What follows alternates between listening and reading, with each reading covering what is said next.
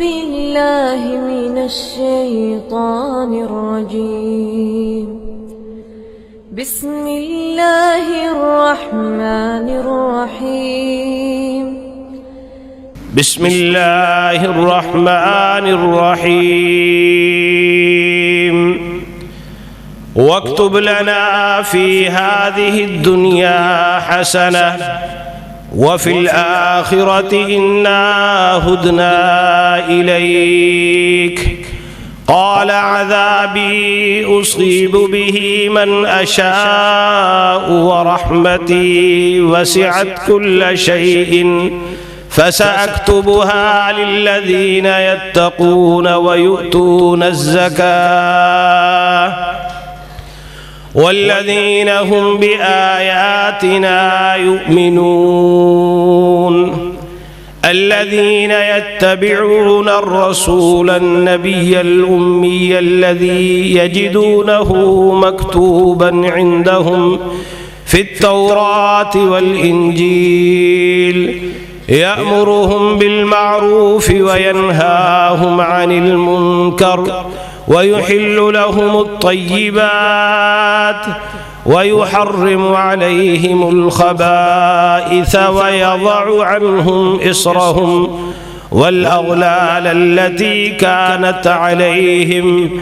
فالذين آمنوا به وعزروه ونصروه واتبعوا النور الذي أنزل معه أولئك هم المفلحون. رب اشرح لي صدري ويسر لي أمري واحلل عقدة من لساني يفقه قولي.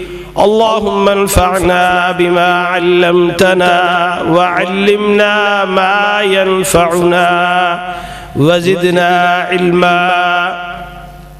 رب أعوذ بك من همزات الشياطين وأعوذ بك رب أن يحضرون. ہر قسم کی حمد و ثنا، ہر قسم کی بڑائی، کبریائی، تعریف، تمجید اور تقدیس اللہ وحدہ لا شریک کے لیے، جو اکیلا ہی تمام حمدوں، ثناؤں، کبریائیوں اور بڑائیوں کا مالک و حقدار ہے۔ صلاۃ و سلام سیدنا و سید الاولین والآخرین،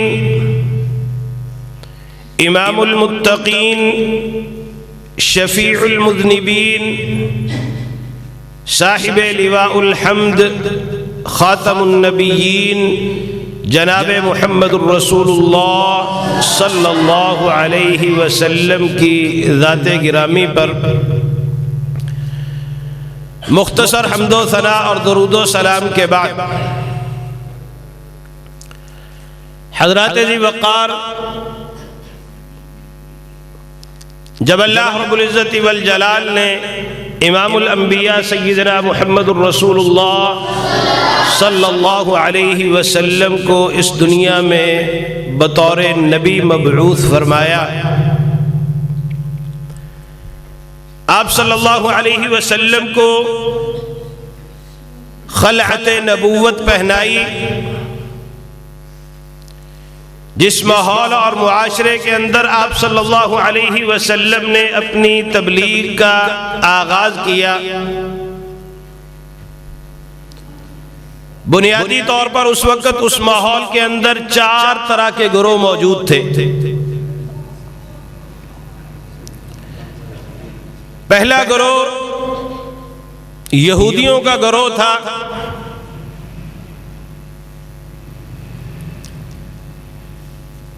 جنہیں یہ زعم تھا، یہ گمان تھا اور وہ اس خام خیالی میں مبتلا تھے کہ نحن ابناء اللہ و احباؤہ، کہ ہم اللہ رب العزت والجلال کے بیٹے اور اس کے پسندیدہ ہیں، اس لیے لن يدخل الجنت الا من كان هودا او نصارا، جنت ہمارا ہی حق ہے، ہمارے علاوہ اور کسی نے جنت میں نہیں جانا۔ اور ان کے پاس دلیل یہ تھی کہ ہمارے پاس اللہ رب العزت والجلال کے نبی آئے، ہمارے پاس اللہ رب العزت والجلال کی طرف سے تعلیمات آئیں، ہمیں اللہ رب العزت والجلال نے کتاب عطا فرمائی۔ اس وجہ سے اس پورے ماحول اور معاشرے کے اندر صرف ہم حق پر ہیں، باقی سب باطل پر ہیں۔ اور یہ فخر محسوس کرتے تھے سیدنا ابراہیم علیہ السلام کی طرف اپنی نسبت کر کے، اور یہ دعویٰ کرتے تھے کہ سیدنا ابراہیم علیہ السلام یہودی تھے۔ دوسرا گروہ عیسائیوں کا گروہ تھا، انہیں بھی یہ زعم تھا کہ ہماری طرف اللہ رب العزت والجلال کا نبی حضرت عیسیٰ علیہ السلام تشریف لائے، اور ہمارے اوپر اللہ رب العزت والجلال نے آسمان سے کتاب نازل کی۔ اس لیے ہم اس ماحول میں سب سے زیادہ اعلیٰ اور افضل ہے، اور ہم ہی حق پر ہے، باقی سب باطل پر ہے۔ اور یہ بھی سیدنا ابراہیم علیہ السلام کے ساتھ نسبت کا دعویٰ کرتے تھے۔ ان کا خیال تھا کہ سیدنا ابراہیم علیہ السلام عیسائی ہے۔ اور تیسرا گروہ مشرکین مکہ کا گروہ تھا، جن کا خیال یہ تھا کہ اس روئے زمین پر اللہ رب العزت والجلال کا سب سے مقدس گھر اور سب سے بہترین خطہ زمین وہ اللہ رب العزت والجلال نے ہمیں عطا کیا ہے، ہم بیت اللہ کے متولی ہیں، اور یہ گھر وہ ہے جسے سیدنا ابراہیم علیہ السلام نے اپنے ہاتھوں سے تعمیر کیا تھا۔ اس لیے ہم حق پر ہیں، اور سیدنا ابراہیم علیہ السلام کے ساتھ ہماری نسبت سچی ہے۔ ابراہیم علیہ السلام ہمارے دین پر تھے۔ یہودیوں کا خیال تھا ابراہیم ہمارے دین پر ہے، عیسائیوں کا خیال تھا ابراہیم ہمارے دین پر ہے، اور مشرکین مکہ کا خیال تھا کہ ہم ابراہیم علیہ السلام کے وارث ہیں، وہ ہمارے دین پر تھے۔ اور یہ بھول گئے کہ ابراہیم علیہ السلام نے تو ساری زندگی توحید کا علم بلند کیا ہے، اور یہ تینوں گروہ بدترین قسم کے شرک میں مبتلا تھے۔ مشرکین مکہ نے تو بیت اللہ کے اندر بت سجائے ہوئے تھے، کیسے ابراہیم علیہ السلام کی طرف ان کی نسبت درست ہو سکتی تھی؟ یہ تینوں گروہ اس بات پر مصر تھے کہ ہم ابراہیم علیہ السلام کے، اور ابراہیم علیہ السلام ہمارے ہیں، اور ابراہیم علیہ السلام ہمارے دین پر ہیں۔ قرآن کریم میں اللہ تعالیٰ نے فرمایا کہ وَمَا أُنزِلَتِ التَّوْرَاتُ وَالْإِنجِيلُ وَمَا أُنزِلَتِ التَّوْرَاتُ وَالْإِنجِيلُ إِلَّا مِن بَعْدِهِ أَفَلَا تَعْقِلُونَ، کیا ان کی عقل کام نہیں کرتی؟ تورات بھی، انجیل بھی ابراہیم علیہ السلام کی بعثت کے بعد نازل ہوئی ہے۔ پہلے ابراہیم علیہ السلام تھے۔ ابراہیم علیہ السلام کے زمانے میں نہ یہودیت تھی نہ عیسائیت تھی۔ کیسے ہو سکتا ہے کہ دادا پوتے کے دین پر ہو، پوتے کی شریعت پر ہو؟ عقل کام نہیں کرتی ان کی۔ یہ تو ہو سکتا ہے کہ پوتا دادے کے دین پر ہو، یہ کیسے ہو سکتا ہے کہ دادا جو اس دنیا سے رخصت ہو چکا ہے وہ پوتے کے دین پر ہو؟ لیکن اس کے باوجود مصر تھے تینوں گروہ کہ ہم ابراہیم علیہ السلام کے، اور ابراہیم علیہ السلام ہمارے۔ اللہ رب العزت والجلال نے قرآن کریم میں فیصلہ سنا دیا کہ ما کان ابراہیم یہودیا ولا نصرانیا ولکن کان حنیفا مسلما۔ اور چوتھا گروہ امام الانبیاء سیدنا محمد الرسول اللہ صلی اللہ علیہ وسلم کا گروہ تھا، اہل ایمان اور اہل اسلام کا گروہ تھا۔ ان تینوں گروہ اور امام الانبیاء کے مطالبے کے اندر فرق یہ تھا، وہ کہتے تھے کہ ابراہیم ہمارے دین پر ہے، یہودی کہتے ہمارے دین پر ہے، عیسائی کہتے ہمارے دین پر ہے، اور مشرکین مکہ کہتے تھے ہمارے دین پر ہے۔ جب جناب محمد الرسول اللہ صلی اللہ علیہ وسلم کی باری آئی، آپ نے یہ نہیں فرمایا کہ ابراہیم علیہ السلام ہمارے دین پر ہے، بلکہ آپ کو اللہ رب العزت والجلال نے حکم دیا کہ اتبع ملت ابراہیم حنیفا، اے محمد صلی اللہ علیہ وسلم تجھے یہ حکم ہے کہ تو ابراہیم علیہ السلام کی ملت کی، ابراہیم کی شریعت کی، ابراہیم کے دین کی اتباع کر۔ وہ ابراہیم کو اپنے دین پر کہتے تھے۔ امام الانبیاء نے کہا کہ میں ابراہیم کے دین پر ہوں، میں ابراہیم علیہ السلام کی اتباع کرنے والا ہوں، میں ابراہیم علیہ السلام کا پیروکار ہوں۔ ان چاروں گروہوں میں سے اللہ رب العزت والجلال نے کس کی ضمانت دی، کس کو درست قرار دیا؟ جناب محمد الرسول اللہ صلی اللہ علیہ وسلم۔ ما كان ابراہیم یہودیا ولا نصرانیا ولكن كان حنیفا مسلما۔ کس لیے؟ اس لیے کہ امام الانبیاء سیدنا محمد الرسول اللہ صلی اللہ علیہ وسلم جناب ابراہیم علیہ السلام کی اتباع کرنے والے تھے، آپ کے منہج پر چلنے والے تھے، آپ کی ملت کی پیروی کرنے والے تھے، اور آپ کی دین کی پیروی کرنے والے تھے۔ حضرت ابی وقار، یہ تو اس دور کی بات تھی۔ اگر آج اس ماحول اور اس معاشرے کو دیکھیں جس میں ہم جی رہے ہیں، آج بھی یہی معاملہ ہے اور یہی ماحول ہے اور یہی مسائل درپیش ہے۔ آج بھی دنیا میں 4 گروہ ہیں، آج بھی دنیا میں اہل اسلام کے 4 گروہ ہیں۔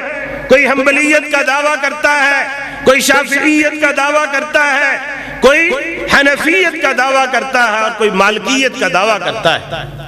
اور جس کو بھی دیکھ لیں اس کے پاس قرآن کریم بھی موجود ہے، اس کے پاس جناب محمد الرسول اللہ صلی اللہ علیہ وسلم کے فرامین بھی موجود ہیں۔ اور ہر گروہ یہ دعویٰ کرتا ہے، ہر جماعت یہ دعویٰ کرتی ہے، ہر مسلک یہ دعویٰ کرتا ہے کہ صرف ہم حق پر ہیں، باقی حق پر نہیں ہے۔ ہمارا دین، ہمارا مسلک، ہمارا مذہب یہ درست ہے اور یہ سب سے اعلیٰ اور سب سے افضل ہے۔ آج بھی وہی پیمانہ، اسی پیمانے پر تول کر دیکھ لیجئے کہ آج کون حق پر ہے اور کون جناب محمد الرسول اللہ صلی اللہ علیہ وسلم کے ساتھ نسبت میں سچا ہے اور مخلص ہے۔ ایک عام آدمی جس کے پاس دین کا علم نہیں ہے، جو کتاب اللہ اور سنت رسول اللہ پر گہری نظر نہیں رکھتا، جسے دین کے بنیادی مسائل کے علاوہ کسی چیز کا علم نہیں ہے، وہ پریشان ہو جاتا ہے۔ کس کی معلوم، کس کے ساتھ چلوں، کس کی پیروی کروں، کس کے مسلک اور کس کے منہج کو اپناؤں؟ اس لیے کہ چاروں کے پاس کتاب اللہ ہے، چاروں کے پاس سنت رسول اللہ ہے، اور چاروں یہ دعویٰ کرتے ہیں کہ ہم سے بڑھ کر جناب محمد الرسول اللہ صلی اللہ علیہ وسلم کے ساتھ اور کوئی سچی نسبت نہیں رکھتا۔ ہماری نسبت، ہمارا تعلق امام الانبیاء سیدنا محمد الرسول اللہ صلی اللہ علیہ وسلم کے ساتھ سب سے گہرا ہے، سب سے اعلیٰ ہے اور سب سے افضل ہے۔ اب ایک عام آدمی پریشان ہو جاتا ہے، میں کیا کروں، میں کس کی اتباع کروں، میں کس کے مسلک پر چلوں، میں کس راستے کو اختیار کروں؟ صراط مستقیم کیا ہے جس کا اللہ رب العزت والجلال نے مجھے حکم دیا ہے اتباع کرنے کا؟ اللہ رب العزت والجلال نے قرآن کریم کے اندر یہ پیمانہ اور یہ ترازو ہمیں بتا دیا کہ اگر یہ دیکھنا ہے کون حق پر ہے، کون صراط مستقیم پر ہے، اور کون جناب محمد الرسول اللہ صلی اللہ علیہ وسلم کے راستے اور آپ کے ساتھ نسبت میں سچا ہے، اس پیمانے پر اپنے آپ کو یا کسی بھی جماعت کو، کسی بھی گروہ کو، کسی بھی مسلک کو پرکھ لیجئے۔ جو مسلک، جو گروہ، جو فرد اس پیمانے پر پورا اترتا ہے، اس ترازو میں پورا اترتا ہے، وہ جناب محمد الرسول اللہ صلی اللہ علیہ وسلم کے ساتھ نسبت میں سچا ہے، وہ محمدی ہے، وہ اہل حدیث ہے، وہ اہل سنت والجماعت ہے، چاہے اس کا تعلق کسی بھی علاقے سے ہو، کسی بھی نسل سے ہو، کسی بھی مسلک کے ساتھ ہو۔ وہ پیمانہ کیا ہے؟ فَالَّذِينَ آمَنُوا بِهِ وَعَزَّرُوهُ وَنَصَرُوهُ وَاتَّبَعُوا النُّورَ الَّذِي أُنزِلَ مَعَهُ۔ جو جماعت، جو گروہ، جو مسلک، جو فرد امام الانبیاء سیدنا محمد الرسول اللہ صلی اللہ علیہ وسلم پر ایمان لے آئے، فالذین آمنوا بہ، امام الانبیاء پر ایمان لے آئے۔ اور ایمان کیسے لانا ہے؟ ویسے جیسے ہم لائے ہیں، ویسے جیسے ہمارے معاشرے میں ایمان کا مفہوم سمجھا جاتا ہے کہ ایک مرتبہ لا الہ الا اللہ پڑھ لو، اس کے بعد جو جی چاہے کرتے رہو، نہ کتاب اللہ کی پرواہ ہے، نہ جناب محمد الرسول اللہ صلی اللہ علیہ وسلم کی پرواہ ہے۔ حکم تو تمہیں یہ دیا گیا ہے کہ لَقَدْ كَانَ لَكُمْ فِي رَسُولِ اللَّهِ أُسْوَةٌ حَسَنَةٌ۔ ایمان کا دعویٰ کرتے ہو امام الانبیاء پر، نسبت کا دعویٰ کرتے ہو امام الانبیاء کے ساتھ، اور محبت کا دعویٰ کرتے ہو امام الانبیاء کے ساتھ، زندگی اپنی مرضی کے مطابق گزارتے ہو، صبح و شام اپنی مرضی کے مطابق گزارتے ہو، لباس تمہارا اپنی مرضی کے مطابق ہے، حتیٰ کہ تم تو اس شکل کو بھی پسند نہیں کرتے جو اللہ رب العزت والجلال نے تمہاری بنائی ہے، اس شکل کو بھی تم اپنے مزاج کے مطابق ڈھالنے کی کوشش کرتے ہو۔ فالذین آمنوا بہ، ایمان کا تقاضا یہ ہے کہ جب لا الہ الا اللہ پڑھ لیا، اپنے ہاتھ پاؤں باندھ کر آپ کو اپنے آپ کو اللہ اور اللہ کے رسول کے سپرد کر دیا۔ جدھر چلائے ادھر چل پڑو، جو سنائے وہ سن لو، جو دکھائے وہ دیکھ لو، کوئی کام، کوئی حرکت اور زبان سے نکلنے والا کوئی کلمہ ایسا نہ ہو جہاں امام الانبیاء کی مخالفت آتی ہو۔ فالذین آمنوا بہ، بڑا لمبا چوڑا مفہوم ہے اس کا۔ جب اللہ رب العزت والجلال پر ایمان لے آتا ہے بندہ اور امام الانبیاء پر ایمان لے آتا ہے، پھر انسان کی اپنی مرضی، اپنی خواہشات اور اپنی تمناؤں کی کوئی حیثیت نہیں رہتی۔ اذ قال له ربه اسلم قال اسلمت لرب العالمین، اپنے آپ کو اللہ رب العزت والجلال کے سپرد کر دو۔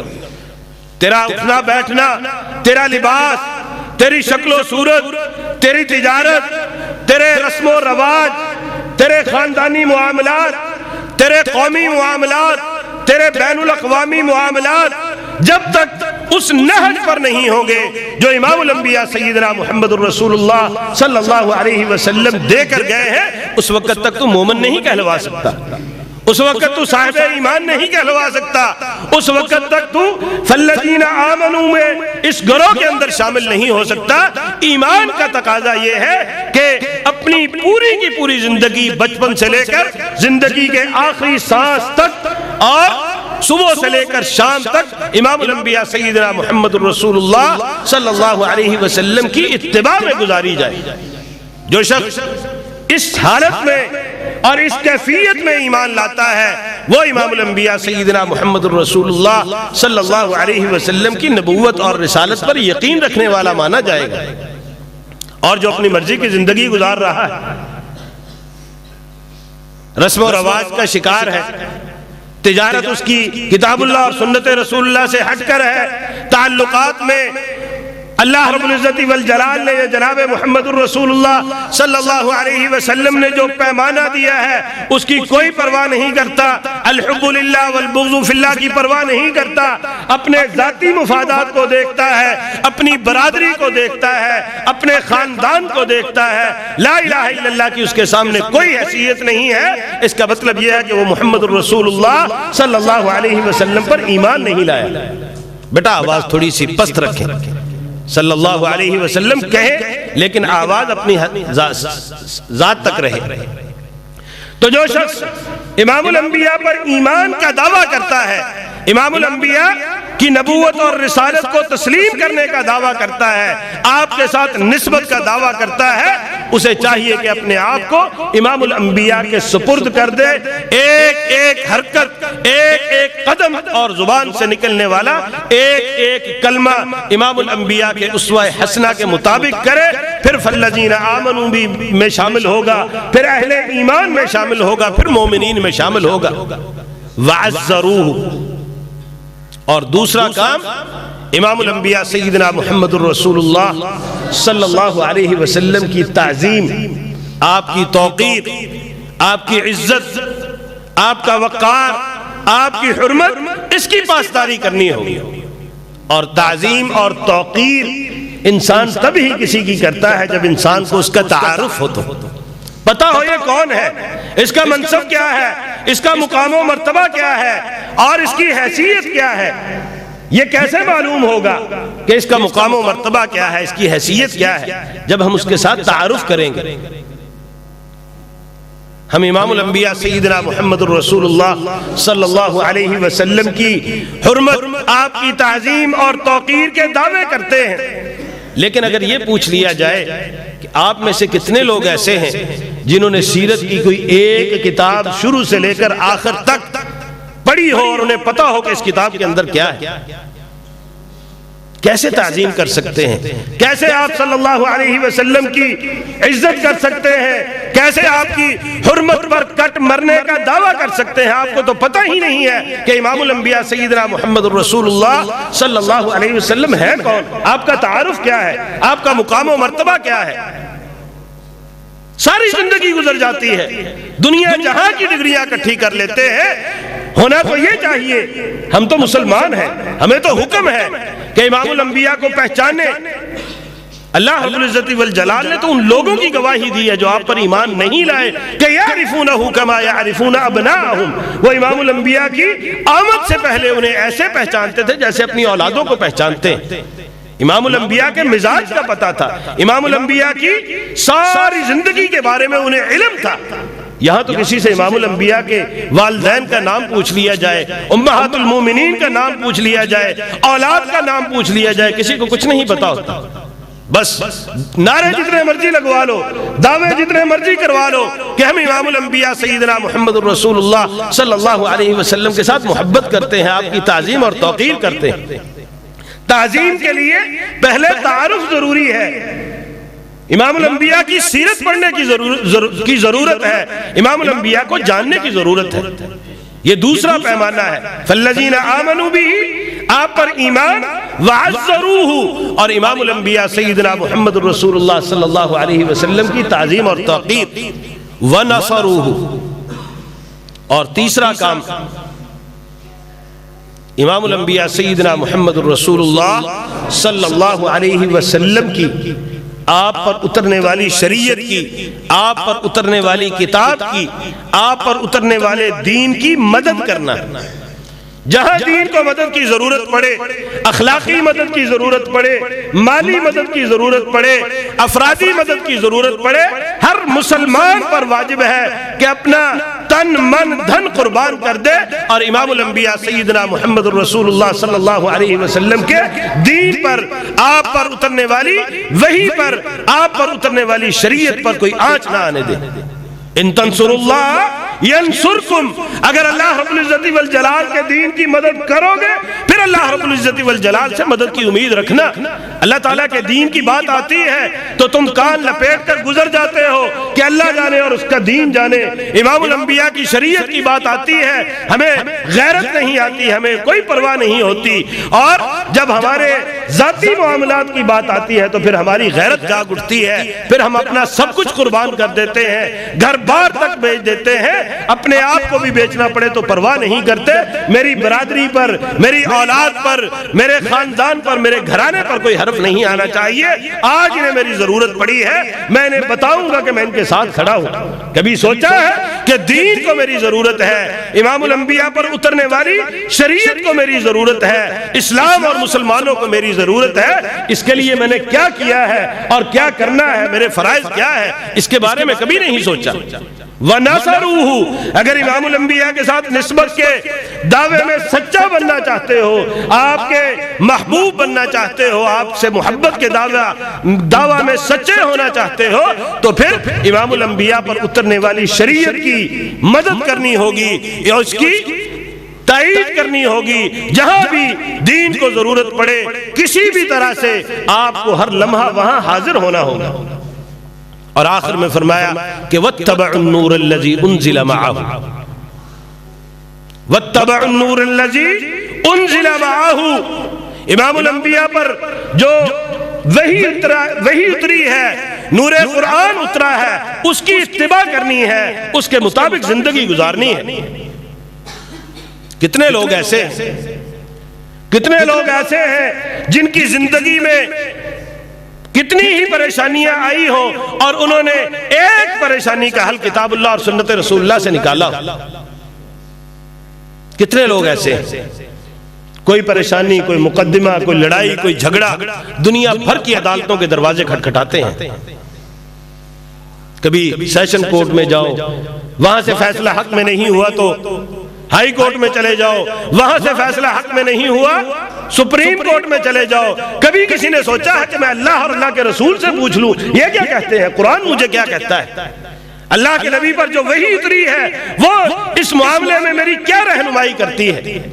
اتبع النور الذی انزل معہ، امام الانبیاء پر جو نور وحی اترا ہے اس کی اتباع کرنی ہے. اور وہ حکم دیتا ہے کہ فلا وربک لا یؤمنون حتی یحکموک فیما شجر بینہم ثم لا یجدوا فی انفسہم حرجا مما قضیت ویسلموا تسلیما.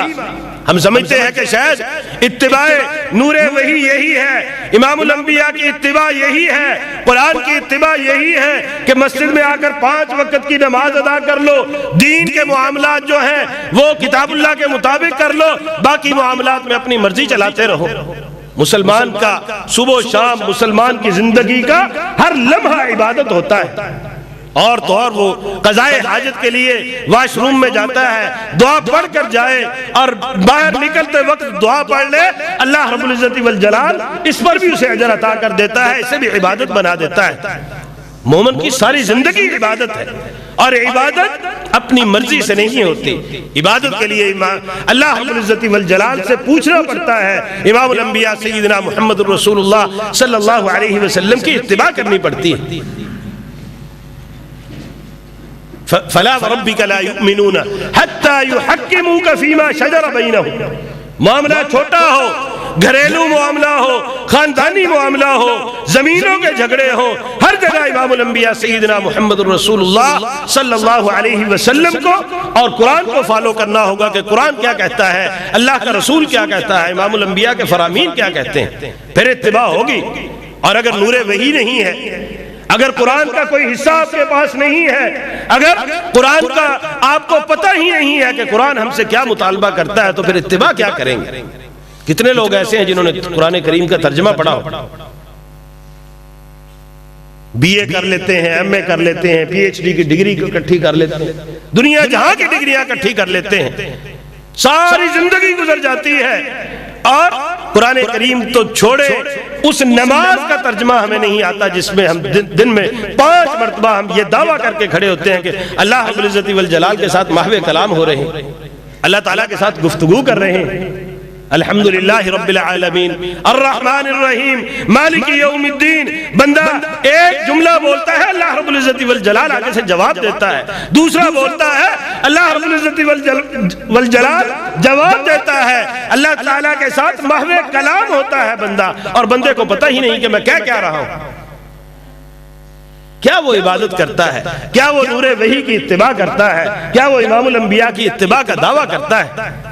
آپ کسی شخص کے سامنے جاتے ہیں، اس سے گفتگو کرنا چاہتے ہیں کسی مسئلے میں، کسی موضوع پر، اور آپ کی زبان سے جو کلمات نکل رہے ہیں اس کے بارے میں آپ کو پتہ ہی نہیں کہ ان کا مفہوم کیا ہے، ان کے معنی کیا ہے. کیا اس گفتگو کی کوئی اہمیت سمجھی جائے گی؟ اس کو کوئی وقت دی جائے گی؟ اس لیے کہ بات کرنے والے کو ہی نہیں پتا کہ میں کیا کر رہا ہوں، اگلا آپ کو جواب کیا دے گا. بالکل یہی معاملہ ہماری نمازوں کا ہے، یہی تعلق ہمارا قرآن کریم کے ساتھ ہے. ساری زندگی گزر جاتی ہے، اور بعض تو ایسے بھی ہیں، اللہ رب العزت والجلال ہم پر رحم کرے، جنہیں قرآن کریم کے الفاظ بھی نہیں پڑھنے آتے، وہ صرف انگلی پھیر کے ہی کام چلاتے ہیں. اور مسئلہ بتانے والے بتا دیتے ہیں کہ جناب آپ انگلی پھیرتے رہیں، اس پر بھی اللہ رب العزت والجلال آپ کو اجر دے دے گا. اور یہ اس کے لیے ہے جس کے پاس علم نہیں ہے، لیکن اس کا مطلب یہ نہیں کہ ساری زندگی ایسے گزار دو. قرآن حکم دیتا ہے کہ قرآن کو سیکھو، قرآن کو پڑھو، اس کو سمجھو. یہ مذہبی کتاب نہیں ہے، یہ صرف دین کی کتاب نہیں ہے، یہ منہج زندگی ہے، یہ دستور حیات ہے. یہ آپ کو بتاتا ہے آپ نے زندگی کیسے گزارنی ہے، صبح و شام کیسے گزارنے. جب اس کو پڑھیں گے پھر اس کے تقاضے سمجھ آئیں گے کہ یہ ہم سے مطالبہ کیا کرتا ہے. جب اس کے تقاضے سمجھ آئیں گے پھر اس قرآن کریم کی اتباع ہوگی. اتبع النور الذی انزل معہ، امام الانبیاء پر جو نور قرآن نازل ہوا ہے اس کی اتباع کرنی ہے۔ یہ 4 کام ہیں، امام الانبیاء پر ایمان، امام الانبیاء کی تعظیم اور توقیر، امام الانبیاء پر اترنے والی شریعت کی مدد اور تائید جہاں بھی اسے ضرورت پڑے، اور سب سے اہم کام کہ اتبع النور الذی انزل معہ، امام الانبیاء پر اترنے والے نور وحی کی اتباع، چاہے وہ قرآن کریم کی صورت میں ہے، چاہے وہ جناب محمد الرسول اللہ صلی اللہ علیہ وسلم کے فرامین کی صورت میں ہے، یا دوسرے لفظوں میں وہ کہہ لیجئے جو ہم نعرہ تو لگاتے ہیں لیکن جس کا ہمیں پتہ نہیں ہے کہ اطیعوا اللہ و اطیعوا الرسول، اللہ اور اللہ کے رسول کی اطاعت۔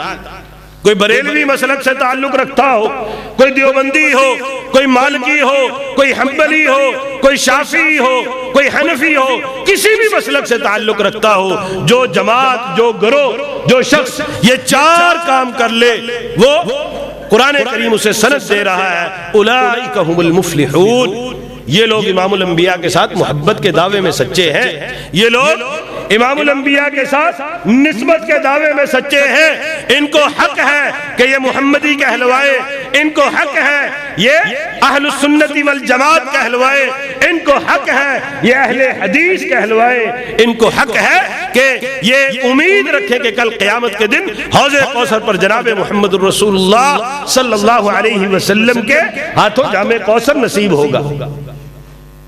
اولئک هم المفلحون، جو جماعت یہ کام کر لے وہ کامیاب ہے۔ اور کہیں فرمایا اولئک هم الراشدون، یہ ہدایت پر ہے، کہیں فرمایا اولئک هم الفائزون، یہی لوگ کامیاب ہیں۔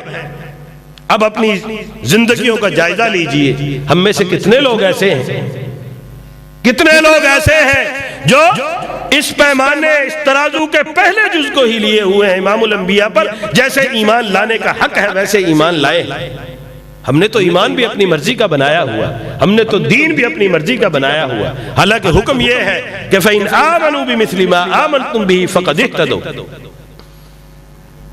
دعویٰ تو سارے ہی کرتے ہیں نا کہ ہم مومن ہیں، کسی کو بے ایمان کہہ دیا جائے تو بہت بڑی بے عزتی محسوس کرتا ہے کہ میری توہین کر دی۔ ہر شخص مومن بننا چاہتا ہے، ہر شخص صاحب ایمان کہلوانا چاہتا ہے اور دعویٰ کرتا ہے کہ میں صاحب ایمان ہوں۔ اپنے ایمان کو بھی کبھی پرکھا کریں کہ یہ کس مقام پر ہے۔ فَإِنْ آمَنُوا بِمِثْلِ مَا آمَنْتُمْ بِهِ فَقَدْ اهْتَدَوْا، مومن تب کہلواؤ گے، ہدایت یافتہ تب کہلواؤ گے، فائزون، راشدون اور مفلحون میں تب شمار کیے جاؤ گے، مومنون میں تب شمار کیے جاؤ گے جب ویسا ایمان لاؤ گے جیسے صحابہ اکرام رضوان اللہ علیہم اجمعین ایمان لائے تھے، جیسے ابو بکر ایمان لائے تھے، جیسے عمر ایمان لائے تھے، جیسے عثمان غنی اور علی بن ابی طالب رضی اللہ تعالی عنہم ایمان لائے تھے۔ پتہ ہے کیسے ایمان لائے تھے؟ کوئی جانتا ہے سیدنا ابو بکر صدیق رضی اللہ تعالی عنہ کی زندگی کے بارے میں، عمر ابن خطاب کی زندگی کے بارے میں، عثمان غنی کی زندگی کے بارے میں، حضرت علی کی زندگی کے بارے میں، عشرہ مبشرہ بالجنہ کیسے بنے؟ یہ وہ لوگ تھے جو تاریخ انسانیت میں سب سے بدترین لوگ کہلواتے تھے۔ ایام جاہلیت، زمانہ جاہلیت اور جاہلی لوگ کس طرح یہ پھر خیر القرون بن گئے، کس طرح یہ اللہ رب العزت والجلال کے برگزیدہ بن گئے، کس طرح اللہ رب العزت والجلال نے دنیا میں جنت کی بشارتیں دے دی۔ آج بھی اگر وہ کام کیا جائے، اگر اسی منہج کو لیا جائے، اگر اسی دستور حیات کو اپنایا جائے جو ان صحابہ نے اپنایا تھا، تو آج بھی اللہ رب العزت والجلال کی مدد اور اس کی تائید نازل ہو سکتی ہے۔ اگر وہی ہمارے اندر ایمان پیدا ہو جائے تو آج بھی مسلمان دنیا بھر میں فتح پا سکتے ہیں، دنیا بھر میں غالب آ سکتے ہیں، اس لیے کہ اس کا وعدہ ہے انتم الاعلون، انتم الاعلون، تم ہی غالب ہو۔ شرط کیا ہے؟ ان کنتم مؤمنین، اگر تم صاحب ایمان، اس کا وعدہ ہے وعد اللہ الذین آمنوا منکم وعملوا الصالحات لیستخلفنہم فی الارض کما استخلف الذین من قبلہم وليمکنن لهم دینہم الذی ارتضی لهم وليبدلنہم من بعد خوفہم امنا یعبدوننی لا یشرکون بی شیئا، میری عبادت کریں گے، میرے ساتھ کسی کو شریک نہیں ٹھہرائیں گے۔ کیا ہمارے ایمان ایسے ہیں؟ کیا ہم ایسا ایمان رکھتے ہیں جس کی وجہ سے اللہ رب العزت والجلال کی مدد، اس کی تائید اور اس کی نصرت ہمیں حاصل ہو؟ کیا ہم امام الانبیاء کے امتی کہلوانے کے حقدار ہیں؟ کیا ہم امام الانبیاء کے ساتھ نسبت کے دعوے میں اور محبت کے دعوے میں سچے ہیں؟ خدا کی قسم باقی زندگی کو چھوڑ دیجئے، صرف ایک دن کا جائزہ لے لیجئے، آپ کو خود شرم آنے لگ جائے گی کہ میں کس جگہ پر اور کس مقام پر کھڑا ہوں۔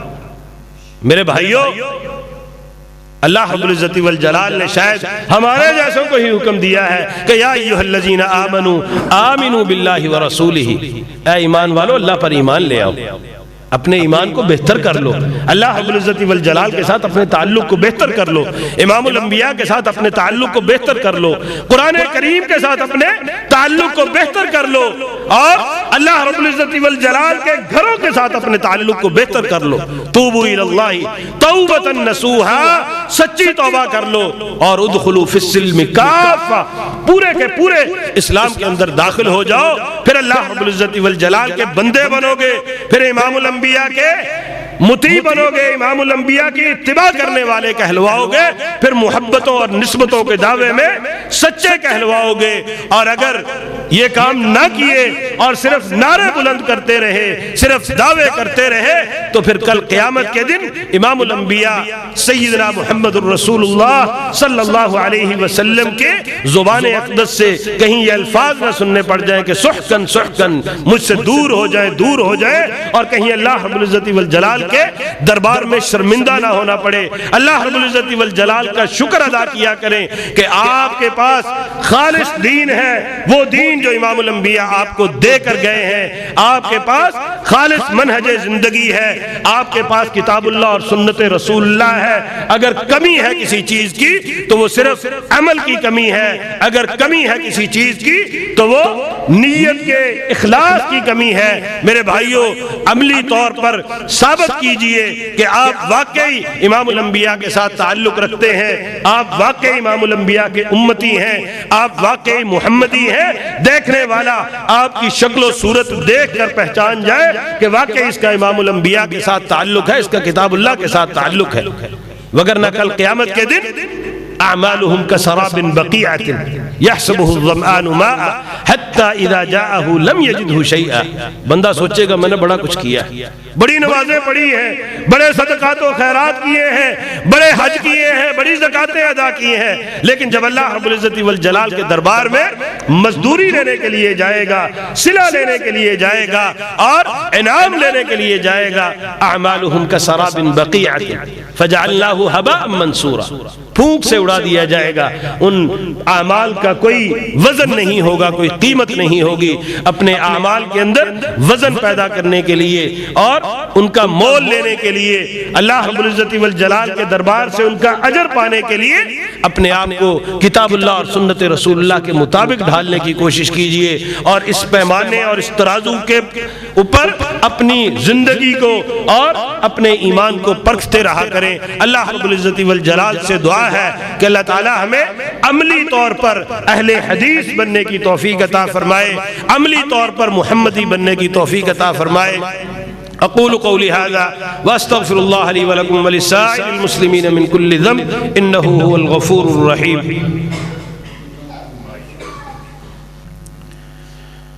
جو باتیں میں نے آپ کے گوش گزاری ہیں، امید ہے کہ اللہ رب العزت والجلال کسی ایک کو یقیناً ان باتوں پر غور و فکر کر کے اپنی زندگی کو بہتر بنانے کی توفیق عطا فرمائیں گے۔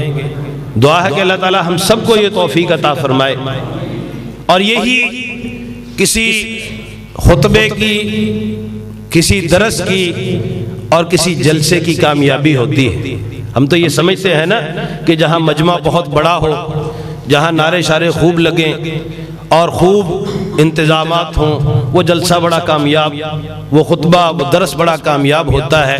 نہیں، کامیابی کسی بھی پروگرام کے بعد یہ جائزہ لیجئے کہ اس پروگرام، اس خطبے، اس درس یا اس جلسے کے بعد اللہ رب العزت والجلال نے کتنے لوگوں کو ہدایت نصیب فرمائی ہے، کتنے لوگوں کی زندگی کے اندر تبدیلی پیدا ہوئی ہے، اور ہر بندے کو بھی اپنا محاسبہ کرنا چاہیے کہ میں جب مسجد میں آیا تھا اس وقت میری کیفیت کیا تھی، اور جب میں مسجد سے نکلا ہوں اس وقت میری کیفیت کیا ہے۔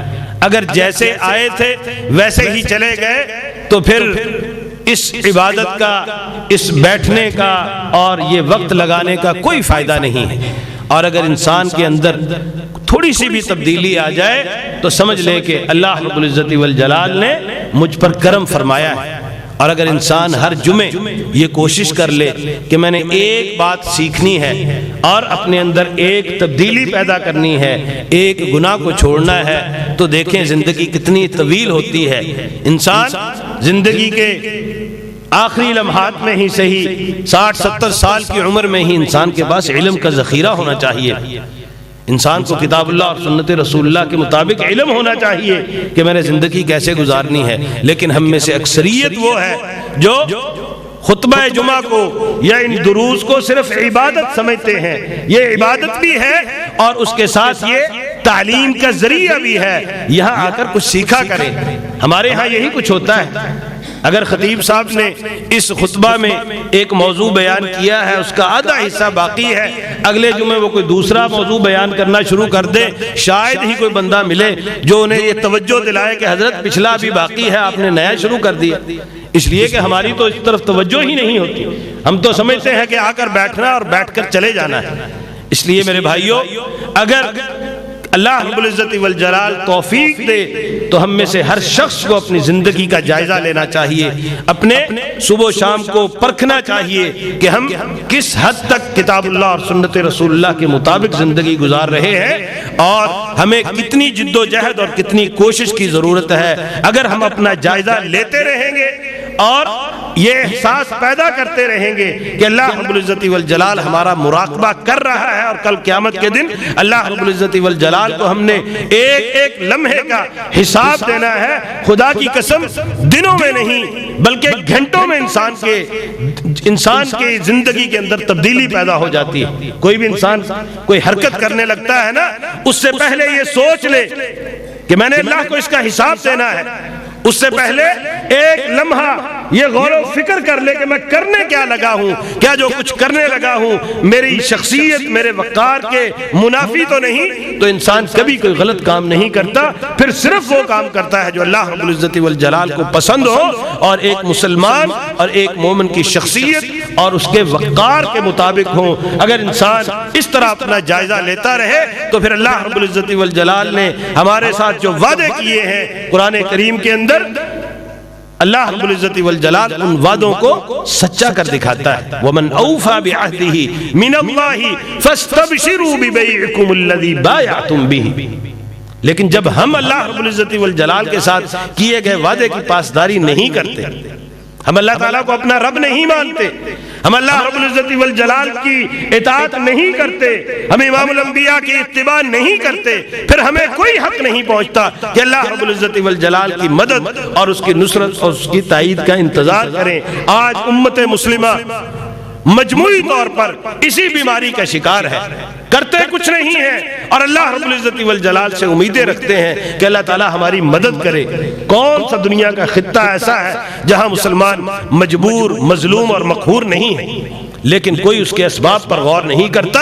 اس کا سبب ہر جگہ پر یہی ہے کہ ہم نے اللہ رب العزت والجلال کے ساتھ تعلق توڑ دیا ہے، ہم نے کتاب اللہ اور سنت رسول اللہ کے ساتھ تعلق توڑ دیا ہے۔ اگر کتاب اللہ اور سنت رسول اللہ کے ساتھ تعلق تو جوڑا جائے اور اللہ رب العزت والجلال کے ساتھ تعلق قائم کیا جائے تو پھر اللہ رب العزت والجلال بنی اسرائیل کی طرح ہماری بھی مدد کر سکتا ہے۔ کانوا یستضعفون مشارق الارض ومغاربها التي بارکنا فیہا۔ پھر کیا ہوا؟